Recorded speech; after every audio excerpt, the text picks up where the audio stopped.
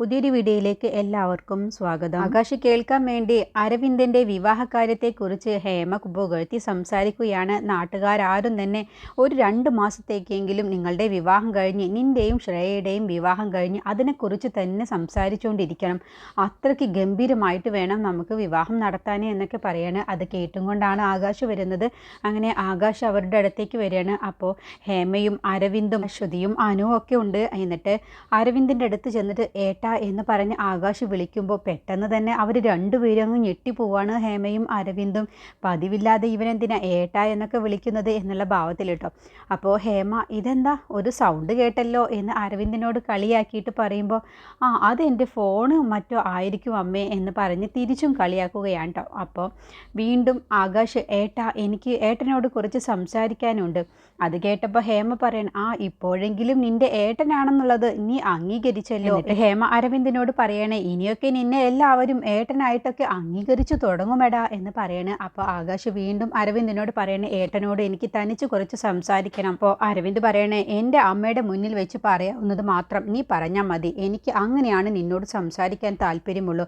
അപ്പോൾ ആകാശ് വീണ്ടും പറയണേ എനിക്ക് അമ്മയുടെ മുന്നിൽ വെച്ച് പറയാൻ പറ്റാത്തത് കൊണ്ടാണ്, ഏട്ടനോടാണ് എനിക്ക് തനിച്ച് സംസാരിക്കേണ്ടത്, ഏട്ടൻ എന്നോടൊപ്പം ഒന്നും ഇങ്ങോട്ട് വാ എന്ന് പറഞ്ഞ് വിളിക്കുമ്പോൾ ഹേമ പൊയ്ക്കോ, എന്താണ് അവന് പറയാനുള്ളത് എന്ന് കേൾക്കാലോ, നീ അവനോടൊപ്പം ചെല്ല് എന്ന് പറഞ്ഞ് ഹേമ അരവിന്ദിനെ പറഞ്ഞു വിടുകയാണ്. അങ്ങനെ ആകാശും അരവിന്ദും കൂടി മാറി നിന്ന് സംസാരിക്കുകയാണ്. അല്ല നീ എന്നോട് എന്തോ സംസാരിക്കാനുണ്ട് എന്ന് പറഞ്ഞ് എന്താ ഇവിടെ മിണ്ടാതെ നിൽക്കുന്നത്? ഞാനിപ്പോൾ ഏട്ടനെ മാറ്റി നിർത്തി എന്താണ് സംസാരിക്കാൻ പോകുന്നത് എന്നുള്ളതൊക്കെ ഏട്ടന് നല്ലതുപോലെ അറിയാം. എന്നാലും ഞാൻ വീണ്ടും ഏട്ടനോട് പറയുകയാണ്, ഏട്ടൻ ഒരിക്കലും ഈ വിവാഹത്തിന് സമ്മതിക്കരുത്. ശ്രേയമൊത്തുള്ള വിവാഹം അത് ഒരിക്കലും ഏട്ടൻ സമ്മതിക്കരുത്. അവളോടൊപ്പം ജീവിച്ചാൽ ഏട്ടൻ്റെ ജീവിതം നശിക്കും. അവളുടെ യഥാർത്ഥ സ്വഭാവം എന്താണെന്നുള്ളത് എനിക്കറിയാം. അതുകൊണ്ടാണ് ഏട്ടനോട് ഞാൻ ഈ പറയുന്നത്. അത് കേട്ടപ്പോൾ അരവിന്ദ് എനിക്കറിയാമടാ, എനിക്കൊരു നല്ല ജീവിതം കിട്ടുമെന്ന് കണ്ടപ്പോൾ നിനക്ക് അസൂയ മൂത്തതാണെന്നുള്ളതൊക്കെ എനിക്ക് മനസ്സിലായി. നിൻ്റെ ഈ ആഗ്രഹം ഒരിക്കലും നടക്കാൻ പോകുന്നില്ല. നീ എത്ര തന്നെ ശ്രമിച്ചാലും ഈ വിവാഹവും മുടക്കാൻ പോകുന്നില്ല. ഏട്ടൻ ഞാൻ പറയുന്നതൊന്നും ആദ്യം കേൾക്കില്ലടാ, നീ പറയുന്നതൊന്നും ഞാൻ കേൾക്കില്ല. നീ എന്താണ് പറയാൻ വരുന്നത് എന്നൊക്കെ എനിക്ക് നല്ലതുപോലെ അറിയാം. അതുകൊണ്ട് നീ എന്നോട് കൂടുതൽ സംസാരിക്കേണ്ട. നിന്റെ ഉദ്ദേശവും നിന്റെ മനസ്സിലിരിപ്പും എന്താണെന്നുള്ളത് എനിക്ക് നല്ലതുപോലെ അറിയാം. നീ വിവാഹം കഴിച്ച് സന്തോഷത്തോടു കൂടി ജീവിക്കുന്നു.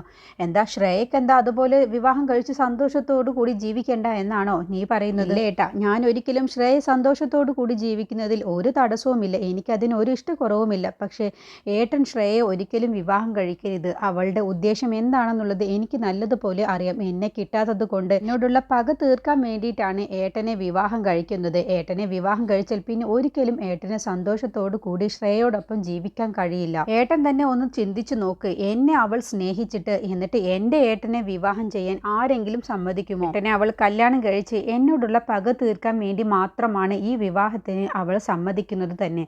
അപ്പോൾ അരവിന്ദ് പറയുന്നത് അങ്ങനെയാണെങ്കിൽ ചാരുവിനെ ഞാനല്ലേ വിവാഹം കഴിക്കാൻ വേണ്ടി തീരുമാനിച്ചത്.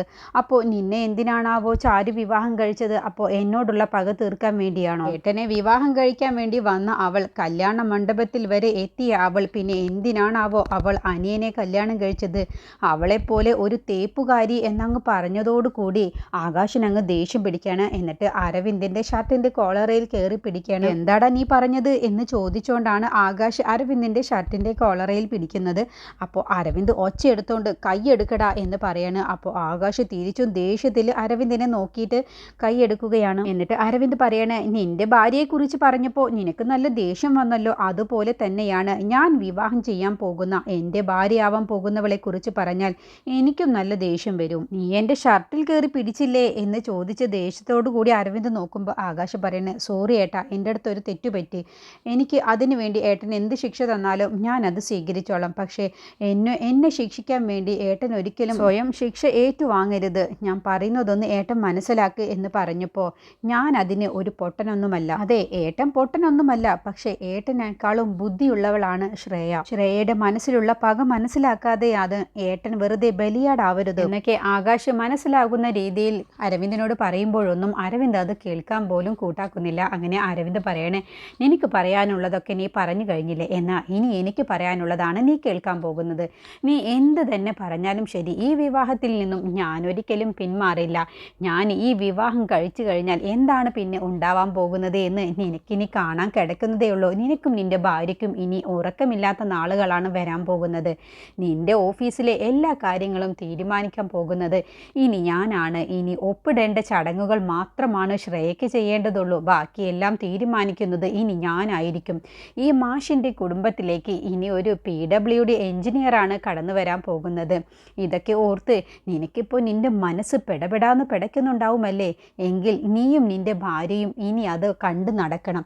എന്നിട്ട് നിനക്കിനി ജോലി വേണോ വേണ്ടയോ എന്നൊക്കെ തീരുമാനിക്കാൻ പോകുന്നതും ഇനി ഞാനാണ്. ഈ വിവാഹം കഴിഞ്ഞാൽ എന്തൊക്കെയാണ് സംഭവിക്കാൻ പോകുന്നത് എന്നുള്ളതൊക്കെ ഇനി നിനക്ക് വഴിയെ കാണാവുന്നതേ ഉള്ളൂ. നിങ്ങൾക്ക് എല്ലാവർക്കും ഇനി ഉറക്കമില്ലാത്ത നാളുകളാണ് വരാൻ പോകുന്നത്. എന്നാൽ പിന്നെ ശരി, ഇനി നമുക്ക് കല്യാണത്തിൻ്റെ അന്ന് കാണാം എന്ന് പറഞ്ഞിട്ടാണ് അരവിന്ദ് ഡാൻസ് ഒക്കെ കളിച്ചിട്ടാണ് ആകാശിനെ വെല്ലുവിളിച്ചതുപോലെ സംസാരിച്ചിട്ടാണ് അവിടെ നിന്ന് പോകുന്നത്. അപ്പോൾ ആകാശിന് എത്ര പറഞ്ഞാലും ഇയാൾക്ക് മനസ്സിലാകുന്നില്ലല്ലോ എന്നുള്ള ഭാവത്തിലാണ് നോക്കുന്നത്. അപ്പോൾ അരവിന്ദ് ആകാശിനോട് പറയുന്നുണ്ട്, നീ എന്നെ ഇതുവരെയും ഒന്ന് ഏട്ടാ എന്ന് പോലും വിളിച്ചിട്ടില്ല, എന്നെ മതിച്ചിട്ടില്ല, എനിക്ക് ജോലിയില്ലാത്തവനാണ്, ഞാൻ തേരാപ്പാര നടക്കുന്നവനാണ് എന്നൊക്കെയല്ലേ നിങ്ങളുടെ എല്ലാവരുടെയും കണക്ക് കൂട്ടലുകളും നിങ്ങളെല്ലാവരും കരുതി വെച്ചിരിക്കുന്നത്. പക്ഷേ ഇനി എൻ്റെ തലയെഴുത്ത് തന്നെ മാറാൻ പോവുകയല്ലേ, അതിൻ്റെ തുടക്കമാണ്. നീ ഇപ്പോൾ എന്നെ ഏട്ടാ ഏട്ടാ എന്ന് എത്ര തവണ വിളിച്ചു. നിനക്ക് പോലും എന്നോടിപ്പോൾ ഒരു ബഹുമാനമൊക്കെ വരുന്നത് കണ്ടില്ലേ? ഇതെല്ലാം എന്തുകൊണ്ടാണ്? എൻ്റെ ജീവിതത്തിൽ ഇനി നല്ല കാലം വരാൻ പോകുന്നതിൻ്റെ ലക്ഷണങ്ങളാണ് എന്നൊക്കെ പറഞ്ഞ് ആകാശിനോട് അരവിന്ദ് സംസാരിക്കുന്നുണ്ട്. എന്നിട്ട് നേരെ ഹേമയുടെ അടുത്തേക്കാണ് അരവിന്ദ് ചെല്ലുന്നത്. അപ്പോൾ ഹേമ ചോദിക്കുകയാണ്, എന്താണാവോ നിൻ്റെ അനിയൻ നിന്നെ മാറ്റി നിർത്തി സംസാരിച്ചത്? അപ്പോൾ അത് കേട്ടും കൊണ്ടാണ് അവിടേക്ക് ചാരു വരുന്നത്. അപ്പോൾ ഇവർ രണ്ടുപേരും സംസാരിക്കുന്നതും ചാരു കേൾക്കുന്നുണ്ട്.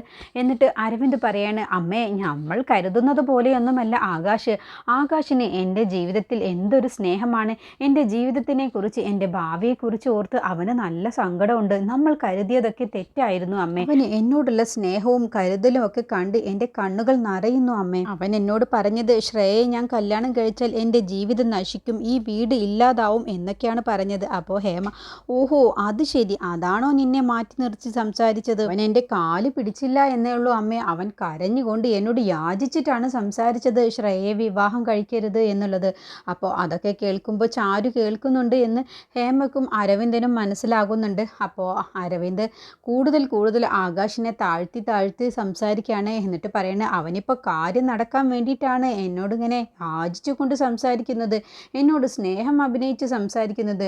ശരിക്കും കാര്യം നടന്നു കഴിഞ്ഞാലേ പിന്നെ അവൻ എൻ്റെ കഴുത്തിന് കയറി പിടിക്കും, അങ്ങനത്തെവനല്ലേ എന്നൊക്കെ പറയാണ്. അത് കേൾക്കുമ്പോൾ ആകാശിനെ കുറിച്ച് ഇങ്ങനെ മോശമായി സംസാരിക്കുന്നതൊക്കെ കേൾക്കുമ്പോൾ ചാരുവിന് ദേഷ്യം പിടിക്കുകയാണ്. അപ്പോൾ ചാരു ഒച്ചെടുത്തുകൊണ്ട് പറയാണ്, മതി, ഒന്ന് നിർത്തുന്നുണ്ടോ? അപ്പോഴത്തേക്കും ആകാശം അകത്തേക്ക് വരുന്നുണ്ട്. എന്നിട്ട് ചാരു പറയണേ, നിങ്ങളുടെ നല്ലത് കരുതിയിട്ടാണ് അക്കുചേട്ടൻ ഇങ്ങനെയൊക്കെ പറഞ്ഞത്. അരവിന്ദേട്ടൻ്റെ ഭാവിയെക്കുറിച്ച് ഓർത്തിട്ടാണ് അക്കുചേട്ടൻ നിങ്ങളോട് സംസാരിച്ചത്. എന്നിട്ടിപ്പോൾ അക്കുചേട്ടനെ കുറിച്ച് ഇങ്ങനെയൊക്കെ പറയാൻ നിങ്ങൾക്ക് നാണമില്ലേ എന്നൊക്കെ പറയാണ്. അപ്പോൾ അത് കേട്ടും കൊണ്ട് അവിടേക്ക് അശ്വതിയും അനുവും ഒക്കെ വരുന്നുണ്ട്.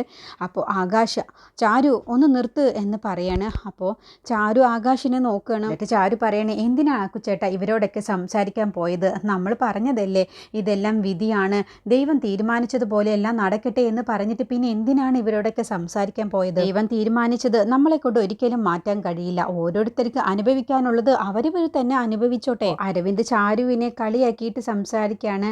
സാരി വിൽപ്പനക്കാരി, ഇതെല്ലാം നിന്റെ അടവാണെന്നുള്ളത് എനിക്കറിയാം, നീയാണ് ഇവന് ഇതൊക്കെ പറഞ്ഞു കൊടുത്തത് എന്നുള്ളതും എനിക്കറിയാം. എന്നിട്ടിപ്പോൾ ഒന്നും അറിയാത്തതുപോലെ ഇവിടെ നിന്ന് സംസാരിച്ചാൽ ഞങ്ങളതങ്ങ് കണ്ണും പൂട്ടി വിശ്വസിക്കുമെന്നാണോ നീ കരുതിയത്? ഇവളുടെ ഈ അഭിനയത്തിൻ്റെ മുന്നിൽ നമ്മളങ്ങ് വീണു പോകുമെന്നാണ് ഇവള് കരുതിയത്. അപ്പോൾ ഹേമ പറയണേ, വിട്ടേക്കട അരവിന്ദേ, ഇവളുടെ ഈ അഭിനയവും ഇവളുടെ ഈ ത്യാഗം മനസ്സും എല്ലാം ഇനി മാറാൻ പോവുകയല്ലേ, ഇവളുടെ അഭിനയത്തിന് ഇനി ഒരു തീരുമാനം വരാൻ പോവുകയല്ലേ. അശ്വതിയും അനുവും പറയണേ, എന്താ അമ്മേ ഇങ്ങനെയൊക്കെ സംസാരിക്കുന്നത്? അരവിന്ദേട്ടൻ ആകാശിനെ കുറിച്ച് സംസാരിക്കുമ്പോൾ, ഇങ്ങനെയൊക്കെ തെറ്റായ രീതിയിൽ സംസാരിക്കുമ്പോൾ അത് തിരുത്തി നല്ലത് പറഞ്ഞു കൊടുക്കേണ്ടതല്ലേ അമ്മ ചെയ്യേണ്ടത്? എന്നിട്ടിപ്പോൾ അമ്മ വീണ്ടും അവരുടെ മനസ്സിൽ എരിപിരി കയറ്റുകയാണോ ചെയ്യേണ്ടത്? അപ്പോൾ ഹേമ പറയണേ, നിങ്ങളോട് രണ്ടുപേരോടും ഞാൻ കുറച്ചു നേരത്തെ എന്താണ് പറഞ്ഞത്, അതങ്ങ് അനുസരിച്ചാൽ മതി. അപ്പോൾ അനു പറയണേ, അരവിന്ദേട്ടന് ആകാശേട്ടൻ പറഞ്ഞത് ഇഷ്ടമായില്ലെങ്കിൽ അതങ്ങ് വിട്ടാൽ മതി, ഉപദേശിച്ചത് ഇഷ്ടപ്പെട്ടില്ലെങ്കിൽ അതങ്ങ് കേൾക്കാതിരുന്നാൽ മതി, അതിനെന്തിനാണ് ഇവരെ ഇങ്ങനെ നാണം കെടുത്തി സംസാരിക്കുന്നത്? അപ്പോൾ അരവിന്ദ് പറയണേ, ശ്രേയയെ കല്യാണം കഴിക്കരുത് എന്ന് ആരെന്നോട് പറഞ്ഞാലും അവരോടൊക്കെ ഞാൻ ഇങ്ങനെ തന്നെയാണ് സംസാരിക്കുകയുള്ളൂ, ഇങ്ങനെ അവരെ നാണം കെടുത്തിയിട്ട് തന്നെയാണ് സംസാരിക്കുകയുള്ളൂ, അത് ആരായാലും ശരി എന്ന് പറയുമ്പോഴാണ് അവിടേക്ക് ബാലമാഷും ഗോവിന്ദനും കൂടി വരുന്നത്. അപ്പോൾ ഹേമ ഹേമ പറയണേ നിന്റെ അച്ഛൻ വരുന്നുണ്ട്, ഇനി മിണ്ടാതിരിക്കും. ആരും എന്താ എനിക്കൊരു പേടിയുമില്ല, ഞാൻ പറയാനുള്ളത് ആരുടെ മുഖത്ത് നോക്കിയും പറയും. അപ്പോൾ നിന്റെ അച്ഛൻ ഇപ്പോൾ നിന്റെ കല്യാണത്തിന് സമ്മതിച്ചതല്ലേ, ഇനി വെറുതെ നീ ഇവിടെ പ്രശ്നം ഉണ്ടാക്കേണ്ടതാ, ഞാൻ പറയുന്നത് അങ്ങ് അനുസരിച്ചാൽ മതി. ആ ശരി, എന്നാൽ ഞാൻ മിണ്ടാതിരിക്കാം. എന്നിട്ട് ബാലൻ നല്ല സന്തോഷത്തോടു കൂടി വരികയാണ്. ഇപ്പോഴാണ് എനിക്ക് സമാധാനമായത്, മോളെ കുറച്ച് വെള്ളം എടുത്തുകൊണ്ട് വാ എന്ന് പറഞ്ഞ് ചാരുവിനെ പറഞ്ഞു വിടുകയാണ്. അങ്ങനെ ചാരു വെള്ളം എടുത്തുകൊണ്ട് വരികയാണ് കേട്ടോ. എന്നിട്ട് അത് കുടിച്ച ശേഷം ബാലൻ പറയാണ്, ഇപ്പോൾ എനിക്ക് സന്തോഷമായി, ഞാൻ ആഗ്രഹിച്ചതുപോലെ എല്ലാ കാര്യങ്ങളും നടക്കുന്നുണ്ട്. ഇത്ര പെട്ടെന്ന് ഞാൻ ആഗ്രഹിച്ചതുപോലെ കാര്യങ്ങളൊക്കെ നടക്കുമെന്ന് ഞാൻ കരുതിയില്ല. ഇതിനൊക്കെ കാരണം അരവിന്ദാണ്. അപ്പോൾ അരവിന്ദിനെ കുറിച്ചാണ് പുകഴ്ത്തി സംസാരിക്കുന്നത് എന്നാണ് ഹേമയും അരവിന്ദും കരുതുന്നത്. എന്നിട്ട് ബാലൻ പെട്ടെന്ന് പറയാണ്, അരവിന്ദ് എന്ന് ഉദ്ദേശിച്ചത് നിന്നെയല്ല, ഞാൻ ഈശ്വരനെയാണ് ഉദ്ദേശിച്ചത്. കാരണം എൻ്റെ കൈവിട്ടു പോയ സ്വത്തുക്കളൊക്കെ ഇത്ര പെട്ടെന്ന് തന്നെ എനിക്ക് തന്നെ തിരിച്ചു കിട്ടുമെന്ന് ഞാൻ കരുതിയില്ല. ഇതിനൊക്കെ കാരണം ഈശ്വരൻ തന്നെയാണ്. ഇത്രയും ദിവസം എനിക്ക് ഉറക്കമില്ലാത്ത നാളുകളായിരുന്നു. എൻ്റെ സ്വത്തുക്കളൊക്കെ ഒരു കുരങ്ങൻ്റെ കയ്യിൽ പൂമാല കിട്ടിയതുപോലെ നിൻ്റെ കയ്യിൽ കിട്ടിയപ്പോൾ എനിക്ക് വല്ലാത്ത വേദനയായിരുന്നു. ഇനിയിപ്പോൾ ഞാൻ എന്ത് ചെയ്യും, എങ്ങനെ എൻ്റെ സ്വത്തുക്കളൊക്കെ തിരിച്ചു പിടിക്കുമെന്നുള്ള ആലോചനയിലായിരുന്നു. ഇപ്പോൾ എനിക്ക് അതിനൊരു നല്ല അവസരമാണ് കിട്ടിയത്. അപ്പോൾ ബാലൻ ഓരോ വാക്കുകളും അർത്ഥം വെച്ചുകൊണ്ട് സംസാരിക്കുമ്പോൾ ഹേമയും അരവിന്ദനും ഇയാളിപ്പോൾ എന്താ ഇങ്ങനെയൊക്കെ സംസാരിക്കുന്നത് എന്നുള്ള ഭാവത്തിലാണ് ബാലനെ നോക്കുന്നത്. എന്നിട്ട് ബാലൻ പറയണേ, ഞാൻ പേടിച്ചതുപോലെ ഒന്നും സംഭവിക്കാതെ തന്നെ ഒന്നുപോലും എനിക്ക് നഷ്ടപ്പെടാതെ എൻ്റെ സ്വത്തുക്കളെല്ലാം എനിക്ക് തന്നെ തിരിച്ചു കിട്ടി. അത് തന്നെ വലിയ ഭാഗ്യം. ഇനി എനിക്ക് പറയാനുള്ളത്, അരവിന്ദിൻ്റെ കല്യാണം നടത്തുന്നതിൽ എനിക്ക് ഒരു തടസ്സവുമില്ല. അരവിന്ദ് ആരെ വേണമെങ്കിലും വിവാഹം ചെയ്ത് ഈ വീട്ടിലേക്ക് വന്നോട്ടെ, എനിക്ക് ഒരു തടസ്സവുമില്ല. പക്ഷേ ശ്രേയ മാത്രം ഈ വീട്ടിലേക്ക് വരില്ല. അരവിന്ദ് കല്യാണം കഴിച്ച് ശ്രേയയെ ഒരിക്കലും ഈ വീട്ടിലേക്ക് കയറ്റാൻ ഞാൻ സമ്മതിക്കില്ല എന്ന് പറഞ്ഞതോടുകൂടി ഹേമയും അരവിന്ദിനെ അങ്ങ് ഞെട്ടിപ്പോവാണ്. അപ്പോൾ അത് കേൾക്കുന്ന ചാരുവും ആകാശും ഗോവിന്ദും അശ്വതിയും അനു ഒക്കെ ഒരുപാട് സന്തോഷിക്കുകയാണ്. അച്ഛൻ്റെ ഒട്ടും പ്രതീക്ഷിക്കാത്ത ആ ഒരു തീരുമാനം കേട്ടതോടുകൂടി എല്ലാവരും ഒരുപാട് സന്തോഷത്തിലാണ്. എന്നിട്ട് ബാലൻ പറയണേ, മിസ്റ്റർ അരവിന്ദ്, നീ ആഗ്രഹിച്ചതുപോലെ നിന്റെ കല്യാണമൊക്കെ ഞാൻ മുന്നിൽ നിന്ന് തന്നെ നടത്തിത്തരും. പക്ഷേ നീ ആഗ്രഹിച്ചതുപോലെ ആ ശ്രേയമൊത്തുള്ള വിവാഹമല്ല, മറ്റേത് പെൺകുട്ടിയായാലും എനിക്കൊരു കുഴപ്പവുമില്ല. പക്ഷേ ശ്രേയമൊത്തുള്ള വിവാഹം ഒരിക്കലും നടത്താൻ ഞാൻ സമ്മതിക്കില്ല എന്നും പറഞ്ഞ് ബാലൻ അവിടെ നിന്നും പോവാൻ നിൽക്കാണ്ട്. അപ്പോൾ പെട്ടെന്ന് അരവിന്ദ് ചാടി എണീക്കുകയാണ്. എന്നിട്ട് പറയുന്നത്, നിൽക്കവിടെ, എന്താ നിങ്ങൾ പറഞ്ഞത്, നിങ്ങൾ എന്താ ഉദ്ദേശിച്ചത്? നിങ്ങളല്ലേ എന്നോട് പറഞ്ഞത് ശ്രേയയുടെ വിവാഹം നിങ്ങൾ മുന്നിൽ നിന്ന് നടത്തി തരാമെന്ന്? അതിന് വേണ്ടിയിട്ടല്ലേ എൻ്റെ പേരുള്ള സ്വത്തുക്കളൊക്കെ നിങ്ങൾ തിരിച്ചെഴുതി വാങ്ങിയത്? എന്നോട് പറഞ്ഞത് ഈ സ്വത്തുക്കളൊക്കെ തിരിച്ച് എൻ്റെ പേരിലേക്ക് തന്നെ എഴുതി തന്നാൽ ഈ വിവാഹത്തിന് ഞാൻ മുന്നിൽ നിന്ന് തന്നെ നടത്തി തരാം എന്ന് പറഞ്ഞിട്ട് ഇപ്പോൾ വാക്ക് മാറുന്നു. അത് കേട്ടപ്പോൾ ബാലൻ അങ്ങ് പൊട്ടിച്ചിരിച്ചുകൊണ്ട് പറയാണ്, നീ എടുത്ത അതേ നയം തന്നെയാണ് ഞാനും എടുത്തത്. നീ എന്താണ് ഈ സ്വത്തുക്കളൊക്കെ എൻ്റെ പേരിലുള്ള ഈ സ്വത്തുക്കളൊക്കെ നിൻ്റെ പേരിൽ എങ്ങനെയാണ് ആയത്? നീ അധ്വാനിച്ച് ഉണ്ടാക്കിയതൊന്നുമല്ലല്ലോ. നീ എങ്ങനെയാണ് എൻ്റെ കയ്യിൽ നിന്നും ഈ സ്വത്തുക്കളൊക്കെ വാങ്ങിയത്? ചാരുവിനെ വിവാഹം കഴിക്കാൻ എനിക്ക് സമ്മതമാണ്. ചാരുവിനെ വിവാഹം കഴിക്കുന്നതിന് മുന്നേ എൻ്റെ പേരിലേക്ക് സ്വത്തുക്കൾ എഴുതി തരണമെന്നല്ലേ നീ പറഞ്ഞത്? എന്നിട്ട് നീ എന്താണ് ചെയ്തത്? അവസാനം വെച്ച് നീ ചതിച്ച് സ്വത്തുക്കളുമായി കടന്നു കളഞ്ഞു. ചാരുവിനെ വിവാഹം കഴിക്കാതെ അതേ നയം തന്നെയാടാ ഞാനും ഇവിടെ എടുത്തത്. നീയാണ് ഇക്കാര്യത്തിൽ എൻ്റെ ഗുരു. നീ എടുത്ത അതേ നയം തന്നെയാണ് ഞാനും എടുത്തത്. നീ ചെയ്യുമ്പോൾ അത് തെറ്റില്ല, ഞാൻ ചെയ്യുമ്പോൾ അത് തെറ്റാണെന്നാണോ നീ പറയുന്നത്? എങ്കിൽ നിനക്ക് തെറ്റി. നീ ചെയ്ത അതേ അടവ് തന്നെയാണടാ ഞാനും ഇവിടെ ചെയ്തത്. അത് കേട്ടപ്പോൾ ഹേമക്ക് അങ്ങ് ദേഷ്യം പിടിക്കുകയാണ്. അപ്പോൾ ഹേമ പറയണേ, നിങ്ങളൊരു അച്ഛനാണോ? അല്ല, ഞാൻ നിങ്ങളുടെ അച്ഛനല്ല, ഞാൻ നിങ്ങളുടെ മാഷല്ലേ, ബാലൻ മാഷ്. ബാലൻ്റെ ആ മറുപടി കേട്ടപ്പോൾ ഹേമയും അരവിന്ദ് അങ്ങ് ഞെട്ടിപ്പോവാൻ കേട്ടോ. എന്നിട്ട് ഹേമ പറയണേ, എൻ്റെ മോൻ എന്നോട് പറഞ്ഞതാണ് നിങ്ങളെ ഒരിക്കലും വിശ്വസിക്കരുത് എന്ന്. എൻ്റെ വാക്കുമുൻ്റെ പുറത്താണ് അവൻ നിങ്ങൾക്ക് ആ സ്വത്തുക്കളൊക്കെ തിരിച്ചെഴുതി തന്നത്. എന്നോട് അവൻ ഒരുപാട് തവണ പറഞ്ഞതാണ്. പക്ഷേ എൻ്റെ നിർബന്ധം കൊണ്ടാണ് എൻ്റെ മോൻ നിങ്ങൾക്ക് ആ സ്വത്തുക്കളൊക്കെ തിരിച്ചെഴുതിയത്. ഒരിക്കൽ നിങ്ങൾ വാക്ക് പറഞ്ഞാൽ ആ വാക്ക് ഒരിക്കലും പാറ്റി പറയില്ല എന്നാണ് ഞാൻ അവനോട് പറഞ്ഞത്. എന്നിട്ട് നിന്നെ പിറകിൽ നിന്ന് കുത്തുകയല്ലേ ചെയ്തത്? അതേടി, നിന്നെ പിറകിൽ നിന്നല്ലേ കുത്തിയത്. നിന്റെ മകൻ എന്നെ നെഞ്ചിലേക്കാണ് കുത്തിയത്. നിനക്ക് ഇതുപോലത്തെ തിളപ്പൊന്നും കണ്ടില്ലല്ലോ. നിനക്ക് നല്ല സന്തോഷമല്ലേ ഉണ്ടായത്? ഇപ്പോൾ നിനക്ക് തിളക്കുന്നുണ്ടല്ലേ?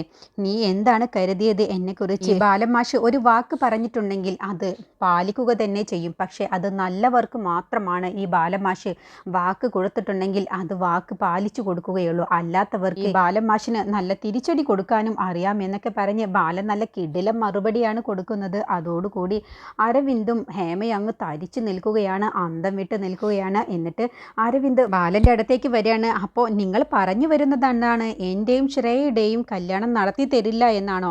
അതേടാ, ഞാൻ ജീവനോടെ ഉണ്ടെങ്കിൽ ഒരിക്കലും ഈ കല്യാണം ഞാൻ നടത്തില്ല. അത് ശരി, അപ്പോൾ നിങ്ങൾ ജീവനോടെ ഉണ്ടായെങ്കിലല്ലേ ഈ കല്യാണം നടത്താതിരിക്കൂ? എങ്കിൽ നിങ്ങൾ ഇപ്പം തന്നെ അങ്ങ് ഇല്ലാതായേക്ക് എന്നും പറഞ്ഞ് ബാലൻ്റെ കഴുത്തിന് കയറി പിടിക്കുകയാണ് അരവിന്ദ്. അപ്പോഴത്തേക്കും ചാരുവും ആകാശും അശ്വതിയും അനുവും ഒക്കെ അങ്ങ് അരവിന്ദിനെയൊക്കെ അങ്ങ് പിടിച്ചു മാറ്റുകയാണ്. അപ്പോൾ ബാലൻ ഒരു കൂസലുമില്ലാതെയാണ് അവിടെ അരവിന്ദിൻ്റെ അടുത്ത് തന്നെ നിൽക്കുന്നത്. അപ്പോൾ ഹേമ വേണ്ടടാ, അതൊന്നും ചെയ്യേണ്ട എന്ന് പറഞ്ഞ് അരവിന്ദിനെ തടയാൻ നോക്കുന്നുണ്ട്. ഇതിനെക്കുറിച്ചുള്ള ബാക്കി റിവ്യൂ അടുത്ത വീഡിയോയിൽ പറയാം.